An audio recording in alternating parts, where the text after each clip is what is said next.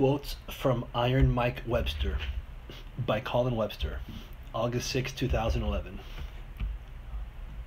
Everyone has to start at the same place you do, at the beginning, and learn from there. Just always remember there's another guy working out there right now to either beat you or take your place, and you'd better outwork him. Mike Webster.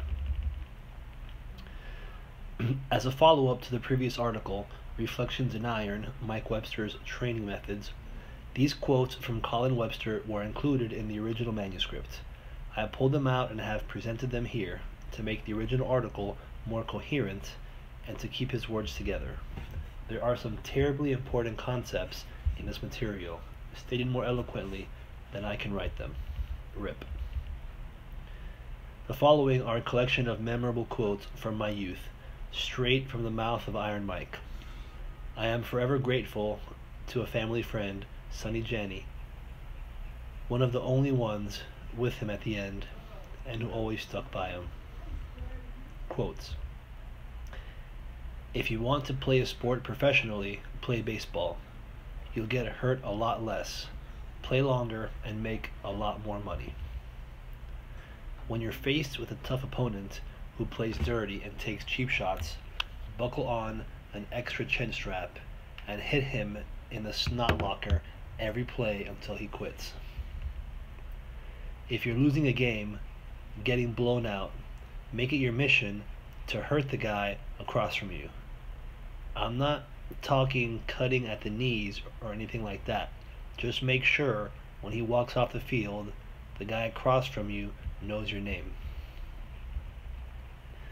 Pretend to let your eyes slip and cut them in the direction you are not going. Whether the guy across from you realizes it or not, he'll shift his feet and he'll think he knows where you're going. Then the only trick is to not smile before you snap the ball and blast him off the line. Works every time. If you want a simple strength and conditioning program, stick to the basics. Run your 400s and 800s and do a lot of power cleans and presses and a long heavy sets of squats. No one is a natural anything. Everyone has to start at the same place you do, at the beginning, and learn from there. Just always remember there's another guy working out there right now to either beat you or take your place, and you'd better outwork him. Most people think you have an athletic prime, an age in which a man has reached the best he'll ever be, and from there it's all downhill. A man declines in athletics for 3 reasons. 1, the wear and tear of the sport has made his injuries so great his body is no longer capable of the performance it once was. 2, years and years of overeating or not exercising, particularly if drugs or alcohol are abused. Then it'll simply be the fact that a man is suffering from not doing much of anything for decades and decades of his life, and has gradually atrophied to the point where reclamation becomes a very difficult process. And 3, because he mentally accepts people telling him he can't be at his best anymore. Maybe some men have a little less energy than they used to, a little less stamina, but if you've been working out properly your whole life and eating well, it won't be much. You see this best in powerlifters and weightlifters, who often break their records in middle age. Some of the strongest record setters for powerlifting have been in their 40s and 50s. Sure, if you've been running marathons for 30 years, then your body is eventually going to tell you very clearly it can't run marathons anymore. Regardless, I'd rather wear out than rust out any day. Problem is, I wore out. Don't be afraid to take a rest day. Sometimes the best thing you can do when your training progress stalls is to take 3 days off and hit it again. Often, you'll be stronger for it. Don't take it too hard at first when you don't feel like you're getting stronger and progressing at each workout. Sometimes you'll feel weaker and you'll be tempted to change your program or dial back the weights. Wait to do that until you're sure you need to. Sometimes you go in the gym and can do less than the last time, and that'll happen for the next 2 workouts. Then, one after those, you'll be able to go up 10 or more pounds. The body runs in cycles, and sometimes when you feel weaker, it doesn't necessarily mean you are sliding backwards. Some days, the greatest accomplishment is just to drag yourself to the weight room and get the workout in. If you want to get stronger, do sets of 5. If you need strength endurance, do sets of 6 to 8. But above that, you're leaning heavy on the conditioning side and not gaining as much strength as you could be. Going higher on squat and leg exercises is fine and sometimes necessary, but get your strength from the weights and your conditioning from conditioning work. Start out well within your capabilities, and then you can add weight each workout. When you get to where you can't add weight for a while, dial it back and start all over again. And your body will still adapt as if it is responding to heavier and heavier loads. Sound familiar? On hearing of a Pittsburgh boxer's strength and conditioning program, where's the strength part again? If you fail, if you miss a block, if you screw up, the worst thing you can do is sit down and dwell on it.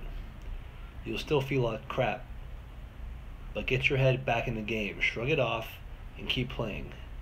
Dwelling on it never makes it better. And if you keep thinking about it, running it through your head, you're going to screw up again. You never know if the guy across from you is hurting. His face won't show it most of the time. He's doing the same thing you are, trying to hide the pain and the exhaustion and pretend he's coming for you with everything he's got. Always remember that he's hurting worse than he's going to show you. And if you've prepared correctly and done your work, he's hurting worse than you are. So even when you don't want to drive forward on the next snap, do it anyways, and know that as bad as it hurts for you, it hurts him more. No matter how many times you get knocked down in a game or in life, get back up again, and you'll never have lost. Kansas. I don't know if I ever saw him more excited than when we moved to Kansas, so he could work coaching the offensive line and helping out with the strength and conditioning program there. It was like he had all these theories and could put them to work. Unfortunately, it was pretty short-lived.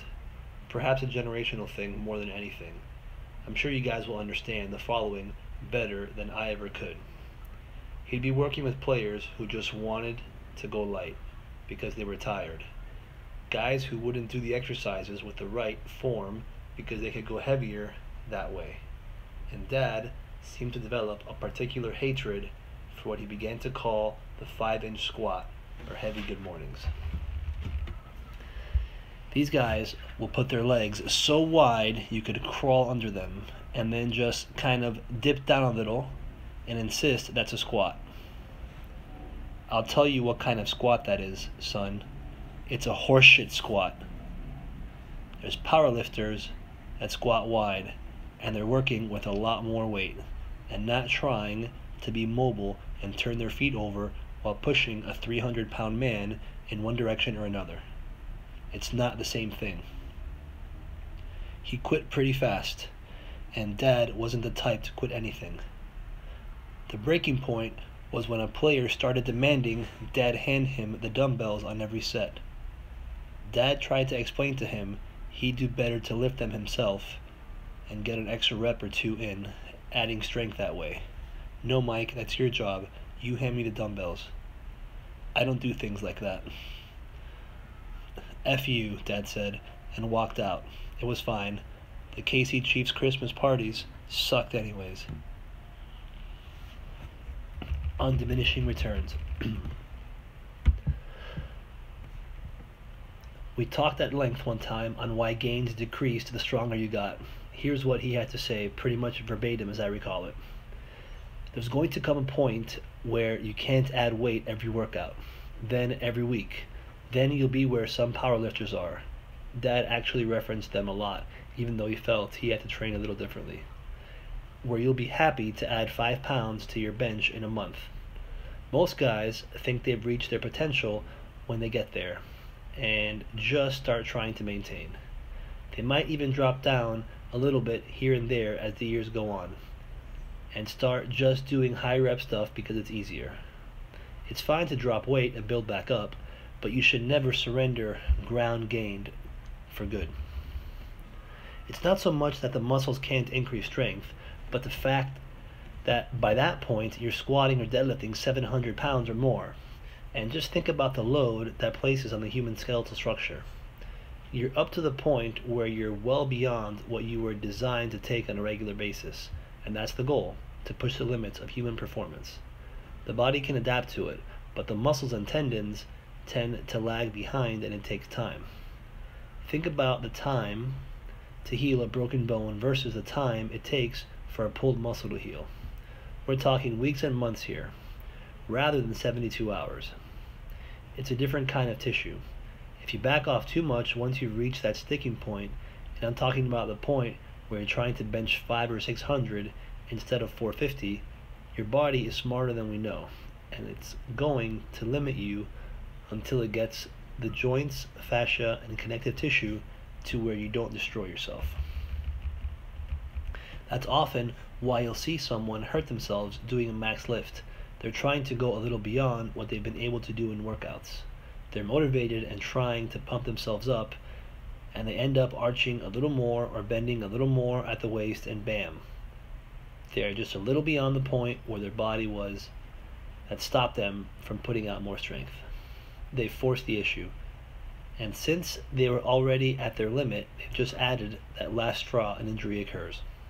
The whole time here he was doing this little chopping motion with his hand as he enumerated his points. It was a constant feature anytime he was explaining something. If a lifter stays right where they are, or close to it, the bones and joints still get the message to adapt, and over time, sometimes months, particularly if you've progressed quickly and the bones have to catch up, you'll need to just stick with it, and eventually you'll see a huge jump in strength. It's not so much that the muscles got stronger overnight, as the body has released its hold on them, and now they're free to progress. It might be all at once. It might be just that you start being able to add 5 pounds at a time again. The important thing is to stick with it. Even at 5 pounds a month, that's still 60 pounds in a year. So if you keep going and don't quit, in 2 years, you'll have added more than 100 pounds to your lifts. And that's how you get great as a power lifter. Just take it slow, be patient, and don't get hurt, and you'll get there. That's also why some of the great powerlifters are much older than other athletes. When you see them in their 20s and 30s, there are some guys who manage to put up big weights, close to a record real fast. But when they couldn't progress for a while, they changed their training to something else, or just figured that was the best they were going to get and stopped trying to break a record. They might have had tons of potential, but they figured they were past their prime and moved on. Some of the best guys weren't even very big or strong in their 20s and 30s, so they kept pushing at it, and were just the sort who wouldn't quit, stubborn even if not gifted, and they broke a record, while the guy who outlifted them 2 decades ago is now cycling around or doing aerobics with Richard Simmons, just trying to avoid dying of a heart attack, and is going to go when it's time for him to go anyways. If he kept lifting weights at any level, he'd be at least fairly strong instead of atrophied and paunchy. But it's not too late. Even being older, the best thing you can do is get back to lifting again and give your system a reason to stay as strong as it can as long as it can. So at least you're still moving and can shovel your own walk when you're 70, which probably feels better than benching 300 pounds. It's not so much that the guy is so old as that he hasn't had anything more than his upper torso on his legs for 40, 50, or 60 years, so there's never been a reason to pump out hormones or keep his bones, muscles, and tendons strong. We had that conversation sometime in the late 90s. I've always taken that one to heart. More quotes. All things being equal, the stronger athlete wins. I hate saying all things being equal. The guy with any sort of edge wins. Hell, all things being equal, the more handsome athlete wins too. The point we miss is that being stronger makes you better at everything else. If you need endurance, get stronger. If you need to be able to run faster or longer, making your legs stronger has much the same effect as making yourself lighter. It takes less effort to push your body weight off that foot. If you can squat twice your weight, it takes a lower percent of that muscle's effort to bound forwards, so you can keep it up longer, or have more oomph to put into that stroke, and so you go a few inches further per step, faster. That's why it's so hard to gain speed. Your muscles don't have the capacity to learn to contract much faster. They have some, but not the same as they can gain the ability to contract more times harder, meaning stronger. If you have a terrible structure for running, like you and I do, you're not going to be quick, but your best bet to get faster is make your legs stronger, or actually your hips. Think about what muscles you use. It's your buttocks, lower back, and these ones right here, the hip flexors. If you make them contract more powerfully, they can drive you further per step, and you'll get less tired doing so. Most things work the same way. You can train with a given weight to do more and more reps with that weight, or you can train to get stronger, and because that same weight now takes less effort to perform, you can automatically do more reps with it, even if your muscles are burning like crazy because they aren't used to it. So think of your body weight as a relatively fixed weight. Let's compare it to lifting 135.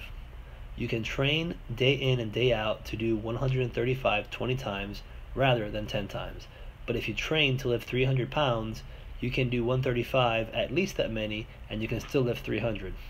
Sure, you might put on some weight in the process of gaining strength, but if you train to lift 300, you'll still be able to do a ton of reps with 150, 175, or 200. If you do manage to build the endurance to stay near your max strength and do it for more reps, you still won't be lifting 300, and 150 or 200 will crush you. It doesn't mean you have to train for your 1 rep max, but gaining more strength will improve almost every human activity across the board, even if you drop off some other training to accomplish it. Even a distance runner, if he gets stronger, he'll be able to maintain a faster pace longer, and his tendons and joints will take less of a beating. And at the end of the race, he'll be able to hold on to a reserve better. So when he tries to kick it up a notch, he'll have those strong, fast-twitch fibers that haven't been exhausted or used much yet, instead of relatively untrained ones, and he'll be able to run as fast as he possibly can for that period. So it's better to say that the training program for almost all sports that includes the most strength training wins. I'll never be a sprinter, but I can sprint better after years of squats and deadlifts than if I had just been trying to sprint fast. You've got to build strength before you build explosiveness. The goal is to get much stronger than the weight of the object you're trying to be explosive with. Then you can train that muscle to respond faster and faster with that new strength, and it'll respond. You shouldn't do plyometrics until you've got developed a lot of strength first. Take a shot putter. He throws 12-pound shot and he presses only 150 pounds. That shot is almost 10% of his max strength. Granted, it's light, but think about how fast you can push your arm out unloaded versus loaded with a shot. They're both fast, relatively, but you can see the difference. Now think about increasing your strength to the point where you press 200, and now that shot weighs a smaller percentage of the total, which is nothing new. But the point is that the stronger you are, the more your muscles can benefit from plyometric training. And if you're going to explode from a still position or from an eccentric contraction, you better make sure your joints are as strong as can be, even if the load is just your own weight. Injuring yourself is not conducive to explosiveness. Nobody ever trains to failure, really, unless you've gotten to the point where your muscle doesn't contract even when you just try to flex it, due to the chemicals and fuels in it being so depleted and the nerves so fried that you can't even contract against no resistance, which is not a good thing. You haven't really reached muscle failure. What you can reach is failure with a certain weight, but that doesn't necessarily mean anything either. What do you think exhausts a muscle more? Putting 225 on a bench press and lifting it 10 times until you can't raise it off your chest by itself, or putting 135 on a bar and pumping 30 or even 40 times until you only have a few more reps left and setting it back on the rack? The weight might be lighter and you stopped long before you could lift it, but the amount of fluids and fuels and stress you've placed on the fibers is much higher and will likely take a lot longer to recover from. At the same time, exhausting the muscle that much more, at least in the way I described, is not going to add much strength the next workout. So take the failure thing with a grain of salt, because it doesn't necessarily mean anything other than you've run out of strength to lift the weight you are lifting. And if you had some strip off a 5-pounder, if you had someone strip off a 5-pounder on each side, you could keep going. It's good to train intensely, but the exact level you have to reach to stimulate the maximum amount of nerves and muscle tissue with the least amount of recovery time has so many variables you can only get it in the ballpark, based on how long you've been training, your recovery abilities, when you plan to train again, what you are planning to train for, and all the things that are going to happen in the next few days that might change your recovery for better or for worse. So you have to tinker with it. Lift enough to stimulate growth and strength gains, and do it in such a way that you can recover and adapt before your nerves forget all about the fact that they had to lift something heavy a few days ago. You can try and track every little thing, or you can just work hard, lift in an appropriate rep range with a weight appropriate to that rep range, and let your body figure it out, because it's smarter than you anyways, and we're still trying to figure out how it all works. You just need to put together a reasonable schedule, be consistent with it, and accept that some days you will feel like crap and feel weaker and still blow it out of the water. And some days you will feel great and miss lifts you got last time with ease. Don't stress over it. Just stick with the weights, eat and sleep good, and you'll get stronger. It's a process, and it takes weeks, months, and years rather than days and hours. So consistency rather than training to the point where you have failed with a given weight, and rather than gotten one more rep with 5 pounds less, is what made you grow. Go to failure or don't. Just make sure you leave the weight room knowing you've done something in there, and chances are you've done enough. I've overtrained a lot in my early years, and I probably could have gotten stronger with better recovery and more results had I taken more rest and not tried to drive myself into the ground every workout. You can get addicted to the chemicals your body puts out when you work hard, and before you know it, you're training like an addict rather than to improve performance. You have the ability, especially when you've been training a while, to handle workloads that are far more than healthy, and to feel like you're really getting results when you do them. The body ends up taking so long to recover that by the time it does, it doesn't even remember there's been a growth stimulus. It's just trying to survive what you've done to it. So going to failure or increasing your workload doesn't necessarily hurt or help you unless you are really trying to overtrain. It's not how much you work the muscle, as in how tired you end up being. It's about accomplishing a little more than last time, either adding weight or getting a few more reps. If you can't increase either, and the weight feels as heavy or even heavier than last time, you're still getting the benefit because you're placing stress on the muscle, and it's probably still sorting itself out on its cyclic highs and lows, and because you've caught yourself at a low point, the same or even less weight has ended up providing an overload, because your body gets the message that it's not easily up to the task. There's a lot more to all of this, but the bottom line is you don't necessarily have to have someone haul a weight you can't lift off your chest or back for you because you can't possibly lift it again to stimulate the body. A lot of people look up to football players and other athletes as if we are heroes. Son, we're not. What we do is tough, but it's artificial and doesn't change anything. It's entertainment. The real heroes are police and firefighters, military and teachers, and the doctors curing cancer and saving lives. Those are the ones who make a difference. Those are the real heroes. He lived by that last quote, and he was the most humble man I've ever to meet.